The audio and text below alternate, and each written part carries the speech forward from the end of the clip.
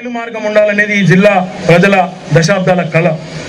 ఉమ్మడి రాష్ట్రంలో నాటి పాలకులు ఈ ప్రాజెక్టును ఎప్పటికప్పుడు నిర్లక్ష్యం చేస్తూ వచ్చారు.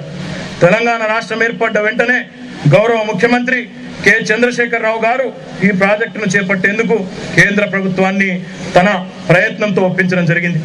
రాష్ట్ర ప్రభుత్వ సహకారంతో కేంద్ర ప్రభుత్వం ఈ ప్రాజెక్టును చేపడతా ఉన్నది.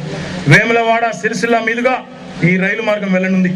రైలు సౌకర్యం అందుబాటులోకి వస్తే రాష్ట్ర రాజధాని హైదరాబాద్తో పాటు దేశంలోని నలుమూలలకు కూడా తక్కువ ఖర్చుతో సామాన్యుడు రైలు ప్రయాణం చేసే సౌలభ్యం కలుగుతుంది. జిల్లా సర్వతోముఖాభివృద్ధికి ఈ ప్రాజెక్టు ఆయువు పట్టుగా నిలవబోతా ఉందని చెప్పి కూడా నేను మీకు ఈ సందర్భంగా తెలియజేస్తూ, ఈ కార్యక్రమానికి ఈ ప్రాజెక్టుకు సంబంధించిన భూసేకరణను కూడా జిల్లా యంత్రాంగం ప్రతిష్టాత్మకంగా తీసుకొని చేస్తా ఉందని చెప్పి కూడా మీకు నేను విజ్ఞప్తి చేస్తా ఉన్నాను.